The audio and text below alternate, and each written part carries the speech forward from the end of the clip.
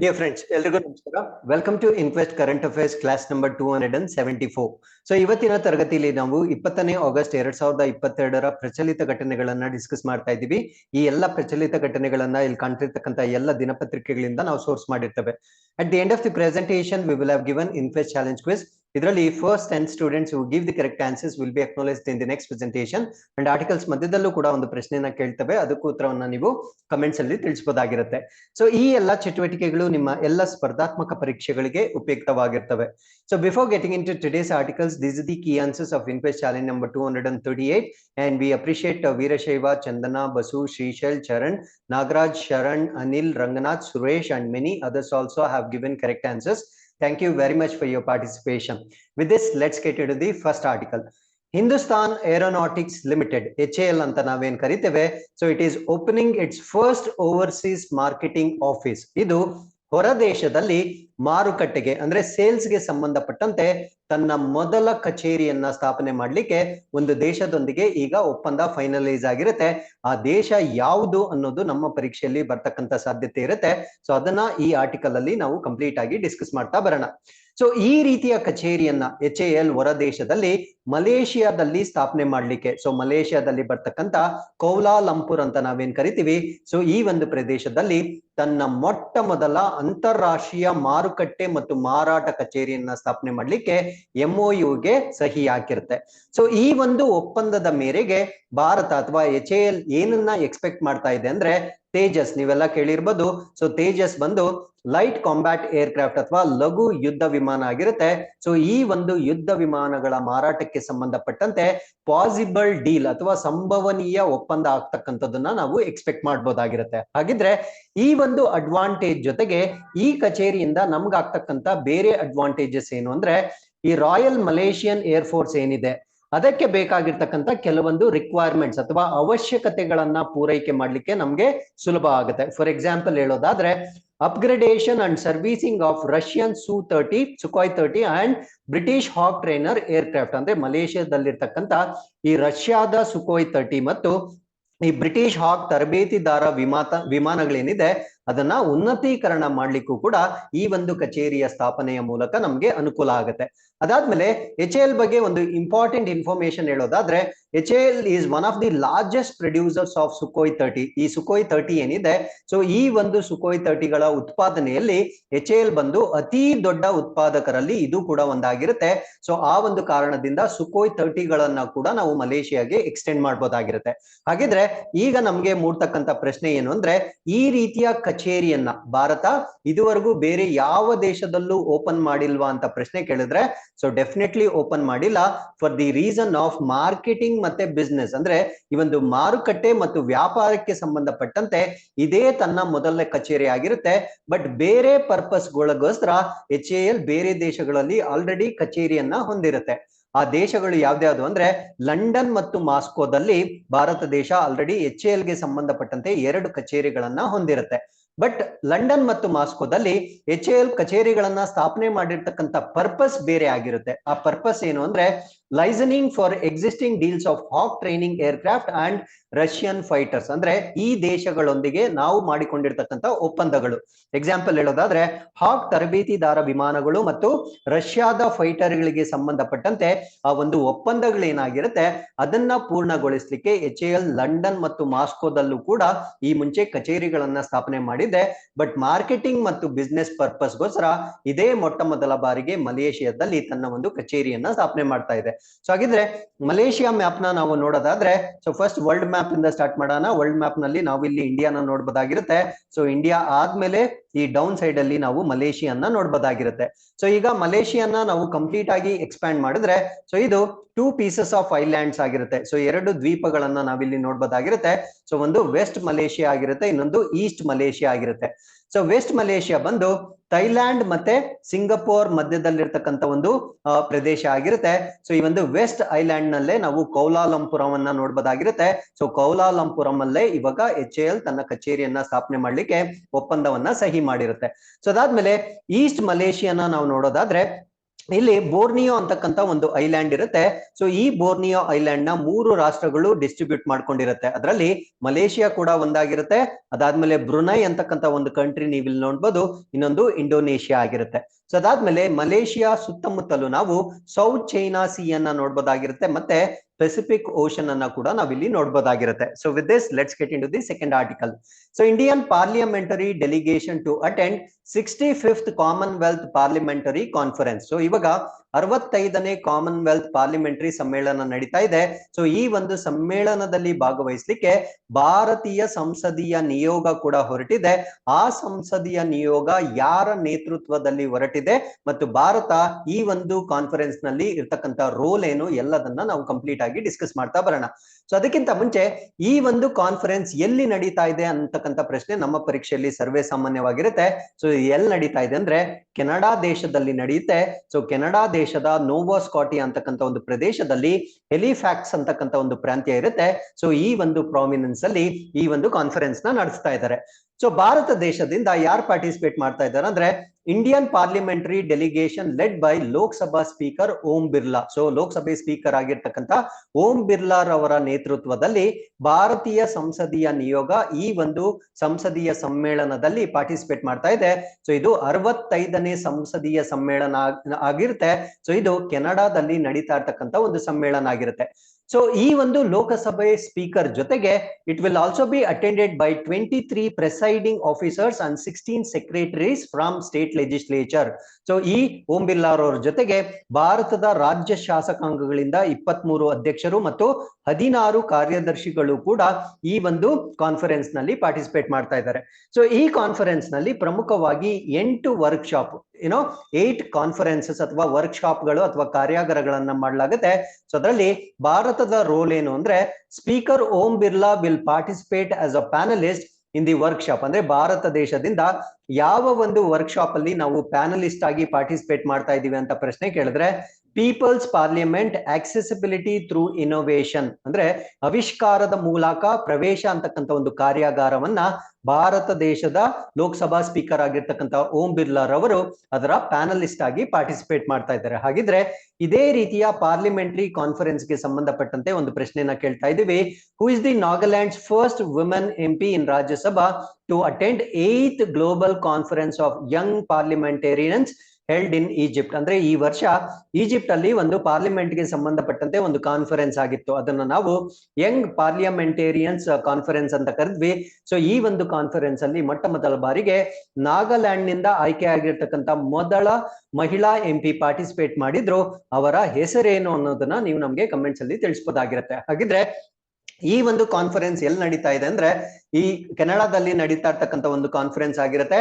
So ಕೆನಡಾದ ಒಂದು province ಆಗಿರ್ತಕ್ಕಂಥ ನೋವಾ ಸ್ಕೋಟಿಯಾ ಅಂತ ಕರಿತೇವೆ. ಸೊ ಕೆನಡಾ ಬಂದು ಯುನೈಟೆಡ್ ಸ್ಟೇಟ್ಸ್ ನ ನೈಬರಿಂಗ್ ಕಂಟ್ರಿ ಆಗಿರುತ್ತೆ, ಮತ್ತೆ ಅಲಾಸ್ಕಾ ಬಂದು ಯುನೈಟೆಡ್ ಸ್ಟೇಟ್ಸ್ ನ ಒಂದು ಭಾಗವಾಗಿರುತ್ತೆ.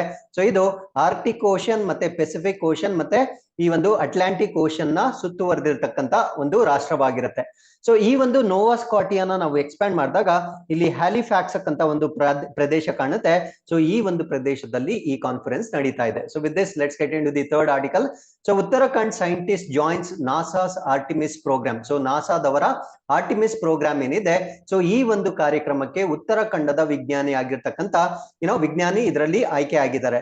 ಸೊ ಈ ಒಂದು ಆರ್ಟಿಕಲ್ ಅಲ್ಲಿ ಫಸ್ಟ್ ಅಂಡ್ ಫಾರ್ಮೋಸ್ಟ್ ನಾವು ಆರ್ಟಿಮಿಸ್ ಪ್ರೋಗ್ರಾಮ್ ಅಂದ್ರೆ ಏನು ಅಂತ ತಿಳ್ಕೊಳ್ಬೇಕು. ಅದಾದ್ಮೇಲೆ ಇದಕ್ಕೆ ಆಯ್ಕೆ ಆಗಿರ್ತಕ್ಕಂಥ ಭಾರತದ ವಿಜ್ಞಾನಿ ಯಾರು ಅಂತ ನಾವು ಡಿಸ್ಕಸ್ ಮಾಡಬಹುದಾಗಿರುತ್ತೆ. ಸೊ ಇಂಡಿಯನ್ ಅಮಿತ್ ಪಾಂಡೆ ಅಂದ್ರೆ ಭಾರತ ದೇಶದ ಅಮಿತ್ ಪಾಂಡೆ ರವರು he has join the league of scientist of NASA's Artemis program. So ನಾಸಾದವರ ಆರ್ಟಿಮಿಸ್ ಪ್ರೋಗ್ರಾಮ್ ಏನಿದೆ ಆ ಒಂದು ಆರ್ಟಿಮಿಸ್ ಪ್ರೋಗ್ರಾಮ್ ನ ವಿಜ್ಞಾನಿಗಳ ತಂಡಕ್ಕೆ ಇವರು ಕೂಡ ಸೇರ್ಕೊಂಡಿರ್ತಾರೆ. So it is the proudest moment for the scientist of India. So Amit Pandey ಬಂದು is the resident of Haridwani in the Nainital district of Uttarakhand. ಇವರು ಉತ್ತರಾಖಂಡ ರಾಜ್ಯಕ್ಕೆ ಸೇರಿದವರಾಗಿರ್ತಾರೆ. ಸೊ ಇವರು ಉತ್ತರಾಖಂಡದ ನೈನಿತಾಲ್ ಜಿಲ್ಲೆಯ ಹಲ್ವಾನಿಯ ನಿವಾಸಿಯಾಗಿರ್ತಾರೆ. So is selected as the senior scientist, ಅಂದ್ರೆ ನಾಸಾಗೆ ಇವರು ಹಿರಿಯ ವಿಜ್ಞಾನಿಯಾಗಿ ಆಯ್ಕೆ ಆಗಿರ್ತಾರೆ. ಹಾಗಿದ್ರೆ ವಾಟ್ ಈಸ್ ಆರ್ಟಿಮಿಸ್ ಮಿಷನ್ ಅಂತ ನಾವು ನೋಡೋದಾದ್ರೆ, ಸೊ ಇದೊಂದು ಪಾತ್ ಟು ಲುನಾರ್ ಸರ್ಫೇಸ್ ಅಂತ ಕರಿತೀವಿ. ಅಂದ್ರೆ ಚಂದ್ರನಿಗೆ ಕಳಿಸ್ತಾ ಇರ್ತಕ್ಕಂಥ ನಾಸಾದ ಒಂದು ಮಿಷನ್ ಆಗಿರುತ್ತೆ. ಸೊ ಇದನ್ನ 3 ಫೇಸಸ್ ಅಲ್ಲಿ ಇದನ್ನ ಇಂಪ್ಲಿಮೆಂಟ್ ಮಾಡ್ತಾ ಇದ್ದಾರೆ. ಫಸ್ಟ್ ಫೇಸ್ ನ ನಾವು ಆರ್ಟಿಮಿಸ್ ಆರ್ಟಿಮಿಸ್ 1 ಅಂತ ಕರಿತೇವೆ. ಆರ್ಟಿಮಿಸ್ 1 ಅಂದ್ರೆ first human spacecraft to the moon in 21st century, ಅಂದ್ರೆ 21ನೇ ಶತಮಾನದಲ್ಲಿ ಮೊಟ್ಟ ಮೊದಲ ಮಾನವನ ಒಂದು ಸ್ಪೇಸ್ ಕ್ರಾಫ್ಟ್ ನ ಕಳಿಸ್ತಾ ಇದ್ದಾರೆ. ಸೊ ಇಲ್ಲಿ ಇದು ಹ್ಯೂಮನ್ ಸ್ಪೇಸ್ ಕ್ರಾಫ್ಟ್ ಅಂತ ನಾವು ಇದನ್ನು ಕರೆದ್ರೂ ಕೂಡ ಇಲ್ಲಿ ಹ್ಯೂಮನ್ ಲೆಸ್ ಆಗಿ ಕಳಿಸ್ತಾರೆ, ಬರೀ ಸ್ಪೇಸ್ ಕ್ರಾಫ್ಟ್ ನ ಕಳಿಸ್ತಾರೆ. ಬಟ್ ಈ ಒಂದು ಸ್ಪೇಸ್ ಕ್ರಾಫ್ಟ್ ಹ್ಯೂಮನ್ ನ ಕ್ಯಾರಿ ಮಾಡ್ತಕ್ಕಂತ ಒಂದು ಸಾಮರ್ಥ್ಯ ಹೊಂದಿರುತ್ತೆ. ಆದ್ರೂ ಕೂಡ ಮೊದಲ ಹಂತದಲ್ಲಿ ಬರೀ ಸ್ಪೇಸ್ ಕ್ರಾಫ್ಟ್ ಅನ್ನ ಕಳಿಸ್ತಾರೆ, ಮಾನವರನ್ನ ಕಳಿಸಲ್ಲ. ಸೊ ಅದಾದ್ಮೇಲೆ ಆರ್ಟಿಮಿಸ್ ಫೇಸ್ 2 ಅಂತ ಬರುತ್ತೆ. ಇಲ್ಲಿ first human to orbit the moon in the 21st century, ಅಂದ್ರೆ ಆ ಮೂನ್ ಏನಿರುತ್ತೆ ಆ ಮೂನ್ ನ ಕಕ್ಷೆಯ ಸುತ್ತಬಹುದಾಗಿರ್ತಕ್ಕಂಥ ಮಾನವನ ಒಂದು ಸ್ಪೇಸ್ ಕ್ರಾಫ್ಟ್ ಆಗಿರುತ್ತೆ, ಅದನ್ನ ಆರ್ಟಿಮಿಸ್ 2 ಅಂತ ಕರಿತೀವಿ. ಸೊ ಮೂರನೇದನ್ನ ನಾವು ಆರ್ಟಿಮಿಸ್ 3 ಅಂತ ಕರಿತೀವಿ. Crewed mission to gateway and lunar surface, ಅಂದ್ರೆ ಚಂದ್ರನಿಗೆ ಹೋಗೋದಕ್ಕಿಂತ ಮುಂಚೆ ಚಂದ್ರನ ಸಮೀಪ ಒಂದು ಗೇಟ್ ವೇ ಅನ್ನ ಲಾಂಚ್ ಮಾಡಿರ್ತಾರೆ. ಸೊ ಆರ್ಟಿಮಿಸ್ 3 ಬಂದು ಫಸ್ಟ್ ಗೇಟ್ ವೇಗೆ ಹೋಗುತ್ತೆ, ಅದಾದ್ಮೇಲೆ ಚಂದ್ರನ ಸರ್ಫೇಸ್ ಗೆ ತಲುಪ್ತಕ್ಕಂತ ಒಂದು ಮಿಷನ್ ಆಗಿರುತ್ತೆ. ಸೊ ಈ ಮೂರು ಕೂಡ ಆರ್ಟಿಮಿಸ್ ಗೆ ಸಂಬಂಧಪಟ್ಟಂತೆ ನಾಸಾದ ಕೆಲವೊಂದು ಮಿಷನ್ಸ್ ಆಗಿರುತ್ತೆ. So with this we are come to the 4th article. This is about 10th century Kannada inscription discovered. Imagine 10ನೇ ಶತಮಾನದ ಕನ್ನಡ ಶಾಸನ ಪತ್ತೆಯಾಗಿರುತ್ತೆ. ಸೊ ಈ ಒಂದು ಕನ್ನಡ ಶಾಸನ ಯಾವ ರಾಜ್ಯದಲ್ಲಿ ಪತ್ತೆಯಾಗಿದೆ ಅಂದ್ರೆ ತಮಿಳುನಾಡಿನಲ್ಲಿ ಪತ್ತೆಯಾಗಿರುತ್ತೆ. ಸೊ ಕರ್ನಾಟಕಕ್ಕೆ ಹತ್ತಿರವಾಗಿರ್ತಕ್ಕಂಥ ಕೃಷ್ಣಗಿರಿ ಜಿಲ್ಲೆಯ ಒಂದು ತಾಲೂಕು ಬರುತ್ತೆ. ಆ ಒಂದು ತಾಲೂಕನ್ನ ನಾವು ವೆಪ್ಪನಪಲ್ಲೆ ಅಂತ ಕರಿತೀವಿ. ಸೊ ಈ ಒಂದು ವೆಪ್ಪನಪಲ್ಲೆಯಲ್ಲಿ ಇವಾಗ ಕನ್ನಡಕ್ಕೆ ಸಂಬಂಧಪಟ್ಟಿರ್ತಕ್ಕಂಥ ಒಂದು ಶಾಸನ ಪತ್ತೆಯಾಗಿರುತ್ತೆ. ಸೊ ಆ ಶಾಸನ ಯಾವುದು ಅನ್ನೋದನ್ನ ಡಿಸ್ಕಸ್ ಮಾಡ್ತಾ ಬರೋಣ. ಹೀರೋ ಸ್ಟೋನ್ ಇನ್ಸ್ಕ್ರಿಪ್ಷನ್ ಇನ್ ಕನ್ನಡ. ಸೊ ಕನ್ನಡಕ್ಕೆ ಸಂಬಂಧಪಟ್ಟಿರ್ತಕ್ಕಂಥ ಒಂದು ವೀರ ಶಿಲಾಶಾಸನ ಅಂತ ನಾವೇನ್ ಕರಿತೇವೆ. ಸೊ ಇದು ಯಾವ ಕಾಲಕ್ಕೆ ಸೇರಿರಬಹುದು ಅಂತ ಹೇಳಲಾಗ್ತಾ ಇದೆ ಅಂದ್ರೆ 10ನೇ ಶತಮಾನಕ್ಕೆ ಸೇರಿರಬಹುದಾಗಿರ್ತಕ್ಕಂಥ ಒಂದು ಶಿಲಾಶಾಸನ ಆಗಿರುತ್ತೆ. So reference to Rashtrakuta king Krishna 3, ಅಂದ್ರೆ ರಾಷ್ಟ್ರಕೂಟ ದೊರೆ 3ನೇ ಕೃಷ್ಣರವರಿಗೆ ಉಲ್ಲೇಖವನ್ನ ಇದನ್ನ ಮಾಡ್ತಾ ಇದ್ದಾರೆ. ಸೊ ಇದು ಎಲ್ಲಿ ಸಿಕ್ಕಿದೆ ಅಂದ್ರೆ Krishnagiri district of Tamil Nadu. So ತಮಿಳುನಾಡಿನ ಕೃಷ್ಣಗಿರಿ ಜಿಲ್ಲೆಯ ಒಂದರಲ್ಲಿ ಪತ್ತೆಯಾಗಿರ್ತಕ್ಕಂಥ ಒಂದು ಶಾಸನವಾಗಿರುತ್ತೆ. ಆ ಹಳ್ಳಿಯ ಹೆಸರೇನು ಅಂದ್ರೆ ಪನ್ನಪಲ್ಲಿ ಅಂತಕ್ಕಂಥ ಒಂದು ಹಳ್ಳಿ ಆಗಿರುತ್ತೆ. ಸೊ ವೆಪ್ಪನಪಲ್ಲಿ ತಾಲೂಕು. ಸೊ ಹಳ್ಳಿ ಹೆಸರು ಪನ್ನಪಲ್ಲಿ, ಆ ಒಂದು ತಾಲೂಕನ್ನ ನಾವು ವೆಪ್ಪನಪಲ್ಲಿ ಅಂತ ಕರಿತೀವಿ. ಸೊ ಆ ಒಂದು ವೆಪ್ಪನಪಲ್ಲಿಯಲ್ಲಿ ಒಂದು ನಾಚಿಕುಪ್ಪಂ ಗ್ರಾಮ ಪಂಚಾಯಿತಿಯ ವ್ಯಾಪ್ತಿಯಲ್ಲಿ ಈ ಒಂದು ಗ್ರಾಮ ಇರುತ್ತೆ. ಸೊ ಆ ಗ್ರಾಮದಲ್ಲಿ ನಾವು ಈ ಶಿಲಾಶಾಸನವನ್ನ ನೋಡ್ಬೋದಾಗಿರುತ್ತೆ. So the inscription belongs to the period of Nolamba king Anniga, who also known as ಬೀರನೊಲಂಬ ಅಂತ ಕರಿತೀವಿ. ಅಂದ್ರೆ ಈ ಒಂದು ಶಾಸನವು ಬೀರನೊಲಂಬ ಎಂದೂ ಕರೆಯಲ್ಪಡುವ ನೊಳಂಬ ರಾಜನಾಗಿರ್ತಕ್ಕಂಥ ಅಣ್ಣಿಗನ ಕಾಲಕ್ಕೆ ಸೇರಿರುತ್ತೆ. ಸೊ ಅಣ್ಣಿಗ ಅಂದ್ರೂ ಕೂಡ ಒಂದೇ, ಬೀರನೊಳಂಬ ಅಂದ್ರೂ ಕೂಡ ಒಂದೇ. ಸೊ ಬೀರನೊಳಂಬ ಅಂತಕ್ಕಂಥದ್ದು ಅಣ್ಣಿಗನ ಮತ್ತೊಂದು ಹೆಸರಾಗಿರುತ್ತೆ. ಸೊ ಇವರು ನೊಳಂಬ ರಾಜ್ಯಕ್ಕೆ ಸೇರಿರ್ತಕ್ಕಂಥ ಒಬ್ಬ ದೊರೆ ಆಗಿರ್ತಾರೆ. ಸೊ ಈ ಇನ್ಸ್ಕ್ರಿಪ್ಷನ್ ಅಲ್ಲಿ ಯಾವ ಒಂದು ದಾಖಲೆ ಸಿಕ್ಕಿದೆ ಅಂದ್ರೆ record land gifted by king Anniga or Beeranolamba to one Pallayya who died in the battle with Aragella, a military officer and subordinate of Rashtrakuta. ಅಂದ್ರೆ ಈ ಶಾಸನದಲ್ಲಿ ಯಾವ ಒಂದು ದಾಖಲೆ ಸಿಕ್ಕಿದೆ ಅಂದ್ರೆ ರಾಷ್ಟ್ರಕೂಟನ ಅಧೀನದ ಸೇನಾಧಿಕಾರಿ ಮತ್ತು ಅರೆಗೆಲ್ಲನೊಂದಿಗೆ ಯುದ್ಧದಲ್ಲಿ ಮಡಿದ ಒಬ್ಬ ಪಲ್ಯನಿಗೆ, ಅಂದ್ರೆ ಆ ರಾಜನ ಹೆಸರು ಒಬ್ಬ ಪಲ್ಯನ ರಾಜ ಅಂತ ನಾವು ಏನ್ ಕರಿತೀವಿ. ಸೊ ರಾಜ ಅಣ್ಣಿಗ ಅಥವಾ ಬೀರನೊಳಂಬನು ಭೂಮಿಯನ್ನು ಉಡುಗೊರೆಯಾಗಿ ನೀಡಿರ್ತಕ್ಕಂಥ ದಾಖಲೆ. ಅಂದ್ರೆ ಅಣ್ಣಿಗ ಅಂತಕ್ಕಂಥ ದೊರೆ, ಈ ದೊರೆ ಪಲ್ಯನಿಗೆ ಒಂದು ಲ್ಯಾಂಡ್ ಅನ್ನ ಒಂದು ಉಡುಗೊರೆಯಾಗಿ ಕೊಟ್ಟಿರ್ತಾರೆ. ಸೊ ಆ ಒಂದು ಉಡುಗೊರೆ ಆಗಿರ್ತಕ್ಕಂಥ ಒಂದು ಲ್ಯಾಂಡ್ ಏನಿರುತ್ತೆ ಆ ರೆಕಾರ್ಡ್ ಈ ಒಂದು ಇನ್ಸ್ಕ್ರಿಪ್ಷನ್ ಅಲ್ಲಿ ನಾವು ನೋಡ್ಬೋದಾಗಿರುತ್ತೆ. So with this we are come to the 5th article. This is about 4th India Philippines strategic dialogue, ಅಂದ್ರೆ 4ನೇ ಭಾರತ ಮತ್ತು ಫಿಲಿಪೈನ್ಸ್ ನ ಸ್ಟ್ರಾಟಜಿಕ್ ಸಂವಾದ. ಸೊ ಈ ಒಂದು ಆರ್ಟಿಕಲ್ ಅಲ್ಲಿ ನಾವು ಯಾವ ಸಂವಾದ ಅಂದ್ರೆ ಸಂವಾದದಲ್ಲಿ ಯಾವ ಚರ್ಚೆಗಳನ್ನ ಮಾಡಿದ್ದಾರೆ, ಸೊ ಅದ್ರ ಬಗ್ಗೆ ನಾವು ಡಿಸ್ಕಸ್ ಮಾಡ್ಬೇಕಾಗಿರುತ್ತೆ. ಸೊ ಇದು 4th India Philippines strategic dialogue ಆಗಿರುತ್ತೆ. 4ನೇ ಭಾರತ ಮತ್ತು ಫಿಲಿಪೈನ್ಸ್ ನ ಕಾರ್ಯತಂತ್ರ ಸಂವಾದ ಆಗಿರುತ್ತೆ. ಸೊ ಇದನ್ನ ಎಲ್ಲಿ ಮಾಡಿರ್ತಾರೆ ಅಂದ್ರೆ ಮನೀಲಾದಲ್ಲಿ ಮಾಡಿರ್ತಾರೆ, ಅಂದ್ರೆ ಫಿಲಿಪೈನ್ಸ್ ನ ಮನೀಲಾದಲ್ಲಿ ಮಾಡಿರ್ತಾರೆ. ಸೊ ಪರ್ಪಸ್ ಏನು ಅಂದ್ರೆ ಡಿಫೆನ್ಸ್ ಅಂಡ್ ಸೆಕ್ಯೂರಿಟಿ ಕೋಆಪರೇಷನ್, ರಕ್ಷಣೆ ಮತ್ತು ಭದ್ರತಾ ಸಹಕಾರಗಳ ಬಗ್ಗೆ ಚರ್ಚೆಯನ್ನ ಮಾಡಿರ್ತಾರೆ. ಸೊ ಈ ಒಂದು ಚರ್ಚೆಯ ಜೊತೆಗೆ any issue of mutual interest, ಅಂದ್ರೆ ಎರಡೂ ದೇಶಗಳ ಒಂದು ಹಿತಾಸಕ್ತಿ ಇರ್ತಕ್ಕಂಥ ಕೆಲವೊಂದು ವಿಷಯಗಳನ್ನ ಚರ್ಚೆ ಮಾಡಿರ್ತಾರೆ. ಮತ್ತೆ ಆಸಿಯಾನ್ ರಿಲೇಟೆಡ್ ರಾಷ್ಟ್ರಗಳೊಂದಿಗೂ ಕೂಡ ಈ ಒಂದು ಚರ್ಚೆಯನ್ನ ಮಾಡಿರ್ತಾರೆ. ಅದಾದ್ಮೇಲೆ ಬೇರೆ ಏರಿಯಾಸ್ ಯಾವ್ದಾವ್ದು ಚರ್ಚೆ ಮಾಡಿರ್ತಾರೆ ಅಂದ್ರೆ agriculture, trade, pharmaceuticals, fintech, education, defence and security, people to people ties ಅಂದ್ರೆ ಕೃಷಿ, ವ್ಯಾಪಾರ, ಔಷಧಿ, ಫಿನ್ಟೆಕ್, ಶಿಕ್ಷಣ, ರಕ್ಷಣೆ, ಬದ್ಧತೆ, ಜನರೊಂದಿಗೆ ಜನರ ಸಂಬಂಧ, ಈ ಎಲ್ಲ ಚರ್ಚೆಗಳನ್ನ ಇಲ್ಲಿ ಮಾಡಲಾಗಿರುತ್ತೆ. So it was also agreed to work on expand engagement in other fields such as space development, cooperation and civil aviation. So ಇದರ ಜೊತೆಗೆ ಬಾಹ್ಯಾಕಾಶ ಆಗಿರ್ಬೋದು ಮತ್ತೆ ಈ ಒಂದು ಅಭಿವೃದ್ಧಿ ಸಹಕಾರ ಮತ್ತು ನಾಗರಿಕ ವಿಮಾನಯಾನದಂತಹ ಇತರ ಕ್ಷೇತ್ರಗಳಲ್ಲಿ ತೊಡಗಿಸಿಕೊಳ್ಳುವುದಕ್ಕೂ ಕೂಡ ಚರ್ಚೆಗಳನ್ನ ಮಾಡಿ ಇಲ್ಲಿ ಒಪ್ಪಿಗೆಯನ್ನ ಪಡ್ಕೊಂಡಿರ್ತಾರೆ. ಸೊ ಈ ಒಂದು ಸಂವಾದ ಆಗಿರ್ತಕ್ಕಂಥದ್ದು ಭಾರತ ಮತ್ತು ಫಿಲಿಪೈನ್ಸ್. ಸೊ ಫಿಲಿಪೈನ್ಸ್ ನ ನೀವು ಇಲ್ಲಿ ನೋಡ್ಬೋದಾಗಿರುತ್ತೆ. ಸೊ ಇದು ವರ್ಲ್ಡ್ ಮ್ಯಾಪ್ ಅಲ್ಲಿ ಇಂಡಿಯಾ ಇಲ್ಲಿರುತ್ತೆ. ಸೊ ಈ ಒಂದು ಭಾಗವನ್ನ ನಾವು ಫಿಲಿಪೈನ್ಸ್ ಅಂತ ಕರಿತೇವೆ. ಸೊ ಫಿಲಿಪೈನ್ಸ್ ಕೂಡ it is a group of islands ಆಗಿರುತ್ತೆ ಮತ್ತೊಮ್ಮೆ. ಸೊ ಫಿಲಿಪೈನ್ಸ್ ನ ಕ್ಯಾಪಿಟಲ್ ಸಿಟಿ ಬಂದು ಮನೀಲಾ ಆಗಿರುತ್ತೆ. ಸೊ ಮನೀಲಾದಲ್ಲಿ ಈ ಒಂದು ಕಾನ್ಫರೆನ್ಸ್ ಅಥವಾ ಈ ಒಂದು ಮ್ಯೂಚುವಲ್ ಡೈಲಾಗ್ ನಡೆದಿರುತ್ತೆ. ಸೊ ಫಿಲಿಪೈನ್ಸ್ ಗೆ ಸಂಬಂಧಪಟ್ಟಂತೆ ಬೇರೆ ವಿಷಯಗಳನ್ನ ನಾವು ನೋಡೋದಾದ್ರೆ so we can see Pacific ocean here. ಅದಾದ್ಮೇಲೆ ಈ ಕಡೆ ನಾವು ಸೌತ್ ಚೈನಾ ಸಿ ಅನ್ನ ನೋಡ್ಬೋದಾಗಿರುತ್ತೆ. So with this, let's get into the 6th article. This is about exercise pitch black. So pitch black ಅಭ್ಯಾಸ ಅಂತಕ್ಕಂಥದ್ದು ಭಾರತ ಮತ್ತು ಯಾವ ದೇಶದ ನಡುವೆ ನಡೀತಾ ಇದೆ. ಸೊ ಇದು ಬರ್ತಕ್ಕಂತ ಎಕ್ಸ್ಪೆಕ್ಟೆಡ್ ಕ್ವೆಶನ್ ಆಗಿರುತ್ತೆ. ಸೊ ಎಕ್ಸರ್ಸೈಸ್ ಪಿಚ್ ಬ್ಲಾಕ್ ಅಂತಕ್ಕಂಥದ್ದು ಇಂಡಿಯನ್ ಏರ್ ಫೋರ್ಸ್ ಕಂಟಿಂಜೆಂಟ್ ಮತ್ತೆ ಆಸ್ಟ್ರೇಲಿಯಾ ಇವೆರಡರ ಮಧ್ಯೆ ನಡೀತಕ್ಕಂಥ ಒಂದು ಅಭ್ಯಾಸವಾಗಿರುತ್ತೆ. ಸೊ ಈ ಒಂದು ಅಭ್ಯಾಸವನ್ನ ಡಾರ್ವಿನ್ ನಲ್ಲಿ ಅಂದ್ರೆ ಡಾರ್ವಿನ್ ಅಂತಕ್ಕಂಥ ಒಂದು ಪ್ರದೇಶದಲ್ಲಿ ಡಾರ್ವಿನ್ ನಲ್ಲಿ ಈ ಒಂದು ಅಭ್ಯಾಸವನ್ನ ಭಾರತೀಯ ವಾಯುಪಡೆ ಮತ್ತು ಆಸ್ಟ್ರೇಲಿಯಾವನ್ನ ಒಳಗೊಂಡಂತೆ ಒಂದು ಅಭ್ಯಾಸ ಆಗಿರುತ್ತೆ. So this is a biennial and multi national exercise. ಇದು ದ್ವೈವಾರ್ಷಿಕ 2 ವರ್ಷಗಳಿಗೊಮ್ಮೆ ನಡೆಯುತ್ತೆ ಮತ್ತು ಬಹು ರಾಷ್ಟ್ರೀಯ ಅಭ್ಯಾಸವಾಗಿರುತ್ತೆ. ಅಂದ್ರೆ ಭಾರತವನ್ನ ಹೊರತುಪಡಿಸಿ ಬೇರೆ ರಾಷ್ಟ್ರಗಳು ಕೂಡ ಈ ಒಂದು ಅಭ್ಯಾಸದಲ್ಲಿ ಪಾರ್ಟಿಸಿಪೇಟ್ ಮಾಡುತ್ತೆ. ಸೊ ಇದರ ಮೇನ್ ಪರ್ಪಸ್ ಏನು ಅಂದ್ರೆ focus on large force employment warfare. ಅಂದ್ರೆ ಲಾರ್ಜ್ ಫೋರ್ಸ್ ಎಂಪ್ಲಾಯ್ಮೆಂಟ್ ವಾರ್ಫೇರ್ ಏನಿರುತ್ತೆ ಅದರ ಮೇಲೆ ಇಲ್ಲಿ ಕೇಂದ್ರೀಕರಿಸಲಾಗುತ್ತೆ. ಲಾಸ್ಟ್ ಎಡಿಷನ್ ಯಾವಾಗಾಗಿತ್ತು ಅಂದ್ರೆ 2018 ಅಲ್ಲಾಗಿತ್ತು. 2020 ಅಲ್ಲಿ ಆಗ್ಬೇಕಾಗಿತ್ತು, ಡ್ಯೂ ಟು ಕೋವಿಡ್ ಆಗಿರೋದಿಲ್ಲ. ಸೊ ಅದಾದ ನಂತರ ಇವಾಗ 2022 ಅಲ್ಲಿ ನಡೀತಾ ಇದೆ.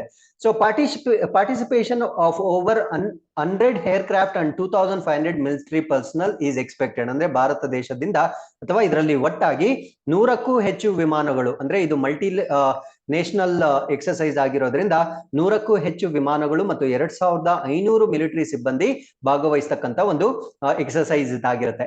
ಸೊ ಭಾರತ ದೇಶದಿಂದ IAF contingent comprising over 100 air warriors diploid with 4 Sukhoi 30 Mark 1 fighter and 2 C-17 aircraft. So Bharat ದೇಶದಿಂದ IAF ತುಕಡಿಯು 100ಕ್ಕೂ ಹೆಚ್ಚು ವಾಯು ಯೋಧರು ಮತ್ತು 4 Sukhoi 30 Mark 1 ಫೈಟರ್ ಮತ್ತು 2 C-17 ವಿಮಾನಗಳು ಈ ಒಂದು ಎಕ್ಸರ್ಸೈಸ್ ಅಲ್ಲಿ ಪಾರ್ಟಿಸಿಪೇಟ್ ಮಾಡ್ತಾ ಇದೆ. ಸೊ ಹಾಗಿದ್ರೆ ಈ ಒಂದು ಎಕ್ಸರ್ಸೈಸ್ ಆಸ್ಟ್ರೇಲಿಯಾದ ಡಾರ್ವಿನ್ ನಲ್ಲಿ ನಡೀತಕ್ಕಂತ ಒಂದು ಎಕ್ಸರ್ಸೈಸ್ ಆಗಿರುತ್ತೆ. ಸೊ ಆಸ್ಟ್ರೇಲಿಯನ್ನ ನಾವು ಇನ್ನೂ ಫರ್ದರ್ ಸ್ಟಡಿ ಮಾಡೋದಾದ್ರೆ ಸೊ ಈ ಕಡೆ ನಾವು ಇಂಡಿಯನ್ ಓಷನ್ ನ ನೋಡ್ಬೋದಾಗಿರುತ್ತೆ. ಅದಾದ್ಮೇಲೆ ವಿ ಹ್ಯಾವ್ ತೈಮೋರ್ ಸಿ, ಅದಾದ್ಮೇಲೆ ಅರಾಫುರಾ ಸಿ ನ ನೋಡ್ಬೋದಾಗಿರುತ್ತೆ. ಅದಾದ್ಮೇಲೆ ಟೊರೆಸ್ ಸ್ಟ್ರೈಟ್ ಅಂತ ಕರಿತೇವೆ. ಇದು ಪಪುವಾ ನ್ಯೂ ಗಿನಿಯಾ ಮತ್ತು ಆಸ್ಟ್ರೇಲಿಯಾ ಮಧ್ಯೆ ಬರ್ತಕ್ಕಂಥ ಒಂದು ಜಲಸಂಧಿ ಆಗಿರುತ್ತೆ. Then we can see Pacific Ocean. So ಅದಾದ್ಮೇಲೆ ಈ ಕಡೆ ಹೋಂಬಾರ್ಟ್ ಅಂತಕ್ಕಂಥ ಒಂದು ಪ್ಲೇಸ್ ಅನ್ನ ನೋಡ್ಬೋದಾಗಿರುತ್ತೆ. ಸೊ ಅದಾದ್ಮೇಲೆ other great important thing is Shark Bay ಅನ್ನೋದನ್ನ ಕೂಡ ನಾವಿಲ್ಲಿ ನೋಡ್ಬೋದಾಗಿರುತ್ತೆ. ಸೊ ಇಷ್ಟು ಮಾಹಿತಿ. And on the bottom side also ನಾವು ಇಂಡಿಯನ್ ಓಷನ್ ನ ನೋಡ್ಬೋದಾಗಿರುತ್ತೆ. So this is about the Australia. And ಆಸ್ಟ್ರೇಲಿಯಾದು ಕ್ಯಾಪಿಟಲ್ ಸಿಟಿ ಬಂದು ಕ್ಯಾನ್ಬೆರಾ ಇದರ ಒಂದು ಕ್ಯಾಪಿಟಲ್ ಸಿಟಿ ಆಗಿರುತ್ತೆ. So with this we are come to the 7th article. 17th Pravasi ಭಾರತೀಯ ದಿವಸ್, 17ನೇ ಪ್ರವಾಸಿ ಭಾರತೀಯ ದಿವಸ್ 2023. ಸೊ ಪ್ರವಾಸಿ ಭಾರತೀಯ ದಿವಸ್ ನ ಸೆಲೆಬ್ರೇಟ್ ಮಾಡ್ಲಿಕ್ಕೆ ಪ್ರತಿ ವರ್ಷ ಒಂದು ಪ್ಲೇಸ್ ಅನ್ನ ಡೆಡಿಕೇಟ್ ಮಾಡ್ತಾರೆ. ಸೊ 2023ರಲ್ಲಿ ಈ ಒಂದು ದಿನವನ್ನ ಎಲ್ಲಿ ಆಚರಣೆ ಮಾಡ್ಬೇಕಂತ ವೆನ್ಯೂ ಫಿಕ್ಸ್ ಆಗಿರುತ್ತೆ. ಆ ಒಂದು ಪ್ಲೇಸ್ ಯಾವುದು ಅಂತ ನಾವು ಡಿಸ್ಕಸ್ ಮಾಡ್ತಾ ಬರೋಣ.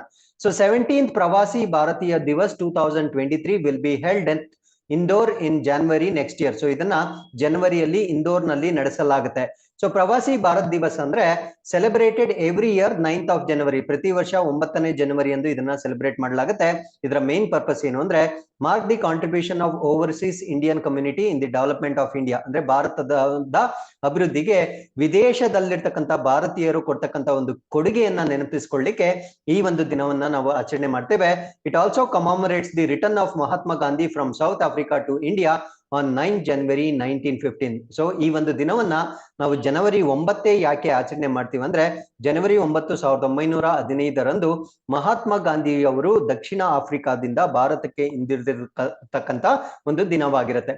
So with this we are come to the 8th article. This is about world mosquito day ಅಥವಾ ವಿಶ್ವ ಸೊಳ್ಳೆ ದಿನ. ಈ ಒಂದು ದಿನವನ್ನ ಪ್ರತಿ ವರ್ಷ 20ನೇ ಆಗಸ್ಟ್ ಅಬ್ಸರ್ವ್ ಮಾಡಲಾಗುತ್ತೆ.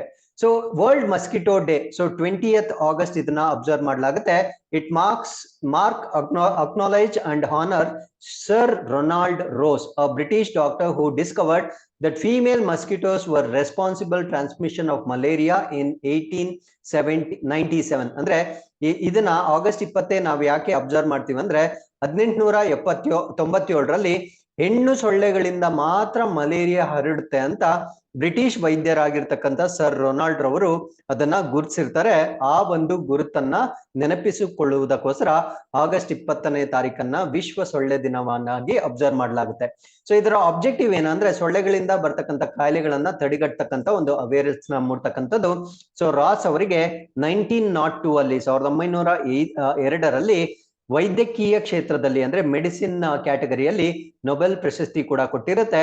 ಸೊ ಇದರ ಮೂಲಕ first British person to receive the award. So Nobel ಪ್ರಶಸ್ತಿಯನ್ನ ಪಡೆದಿರ್ತಕ್ಕಂಥ ಮೊಟ್ಟ ಮೊದಲ ಬ್ರಿಟಿಷ್ ವ್ಯಕ್ತಿ ಇವರಾಗಿರ್ತಾರೆ. ಸೊ ಅದಾದ್ಮೇಲೆ we are come to the 9th article. This is about Bengaluru set to host 2 FIBA event. So ಬೆಂಗಳೂರಿನಲ್ಲಿ 2 ಫೀಬಾ ಕಾರ್ಯಕ್ರಮಗಳು ಅಥವಾ ಪಂದ್ಯಾವಳಿಗಳು ನಡೆಯುತ್ತೆ. ಫೀಬಾ ಬಂದು ಬ್ಯಾಸ್ಕೆಟ್ ಬಾಲ್ಗೆ ಸಂಬಂಧಪಟ್ಟಿದ್ದು, ಫೀಫಾ ಬಂದು ಫುಟ್ಬಾಲ್ಗೆ ಸಂಬಂಧಪಟ್ಟಿತ್ತು. ಸೊ ಇದು ಆ 2 ಇಂಟರ್ನ್ಯಾಷನಲ್ ಬಾಸ್ಕೆಟ್ ಬಾಲ್ ಇವೆಂಟ್ಸ್ ಯಾವುದು ಅಂದ್ರೆ India Jordan fixture of FIFA world cup 2023 Asian qualifier ಒಂದು. ಸೊ ಇದು ಆಗಸ್ಟ್ ಅಲ್ಲಿ ಸ್ಟಾರ್ಟ್ ಆಗುತ್ತೆ ಅಂದ್ರೆ ಇದೇ ತಿಂಗಳು. ಇನ್ನೊಂದು FIBA under 18 women's Asian championship. So ಇದು ಕೂಡ ಬೆಂಗಳೂರಿನಲ್ಲಿ ನಡೀತಕ್ಕಂಥ ಇವೆಂಟ್ಸ್ ಆಗಿರುತ್ತೆ.